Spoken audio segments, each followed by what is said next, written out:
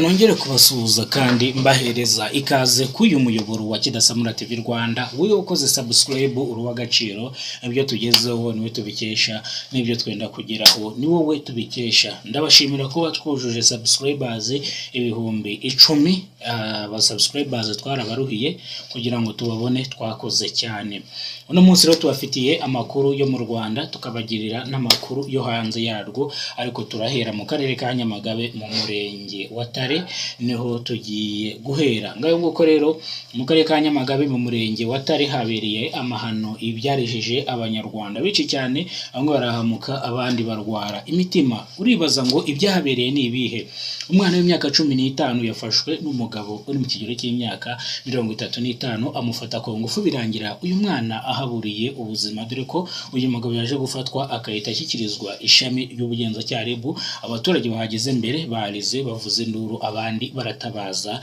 Uyu mugabo amukatira igifungo cya burundu. Ibi turaza kubivugaho.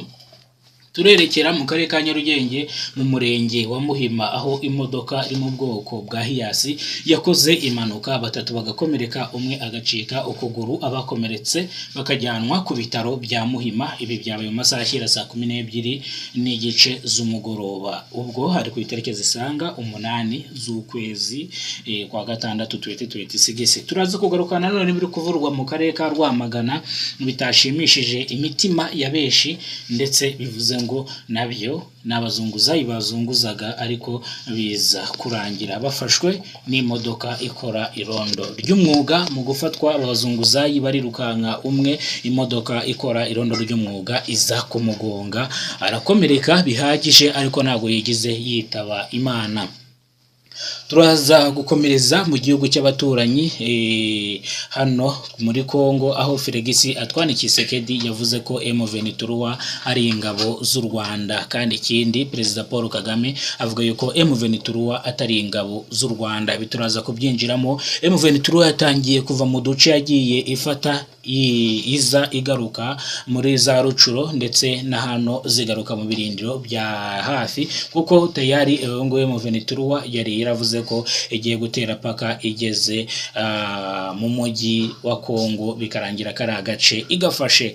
Rero yatangiye gusubira inyuma bitewe n'ibyo Perezida wa Amerika Donald Trump yatangaje ku rubuga rwe rwa X, avuga yuko inyeshyamba zose ziri muri Kongo zigomba kuvayo zigasubira aho zavuye. Felix Antoine Tshisekedi ni Perezida wa Kongo, akavuga yuko izo nyeshyamba ari abasirikare b'u Rwanda bagiye muri Kongo bashaka guhirika ubutegetsi bwa Kongo.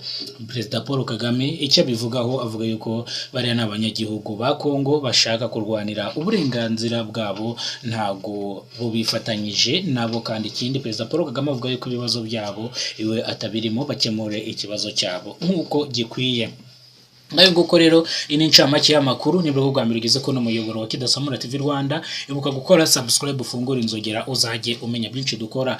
Ubwo reka duhere mu karere ka Nyamagabe mu murenge wa Tare, aho umugabo yasambanyije umwana bikarangira haburiye ubuzima. Inzego z'ubugenzacyaha RIB zamutaye muri yombi akurikiranywe gusambanya umwana utushije imyaka y'ubukure, bikarangira uyu mwana haburiye ubuzima. Icyaha yakoze gihanishwa igifungo cya burundu kitagabanyirizwa ibihano, nuko byarangiye afashwe atabwa muri yombi. Ngayo nguko rero reka tujye dusimbukira muri leta ya Kongo kwa Felix Antoine Tshisekedi. Felix Antoine Tshisekedi yavuze yuko we agomba M23 igomba kuva ku butaka bwa Kongo kukiza n'ikibi, kandi biyabitangaje ku rubuga rwe rwa X akunze gukoresha. Bivuze ngo rero M23 duce twose yagiye ifata, atangiye kuturekura isubira inyuma ho metero 100. Bivuze ngo iri hafi yo kongera kugaruka muri tuno duce twa Rucuro ndetse na Minembwe. Utu twose twafashwe na M23, turi mu maboko ya M23, tutitaye ku bindi bibazo biri muri Kongo. Bivuze ngo turaza kugaruka no ku kibazo gihangayikishije isi kibijyanye n'izamuka ry'ibiciro ku isoko, ubwo mazutu no yatumbagiye igeze ku mafaranga 1900 n'utundi duce, ubwo isaso none ari sanzwe uri mu mafaranga 1900 n'utundi duce. Bivuze ngo nabyo turaza kubigarukaho. Ese byagenze gute uyu muyoboro wa Horomosi, aho ibyambo cyambuka bita cyambuka, aho leta ya Amerika ifatanyije n'Uburusiya, ibingibi ntago bigize babyumvikanaho kugira ngo nibura uyu muyoboro ube wakoreshwa uzana ibikomoka kuri peteroli, bivuze ngo aho biri guca haragoye cyane, niyo mpamvu kugera mu Rwanda bitoroshye. Bivuze ngo byose turaza kubigarukaho. Ini ncamake y'amakuru. Niba ushaka kumenya byinshi turi buze gukora, kora subscribe, ufungure inzogera uze kumenya byinshi turi buze kukugezaho.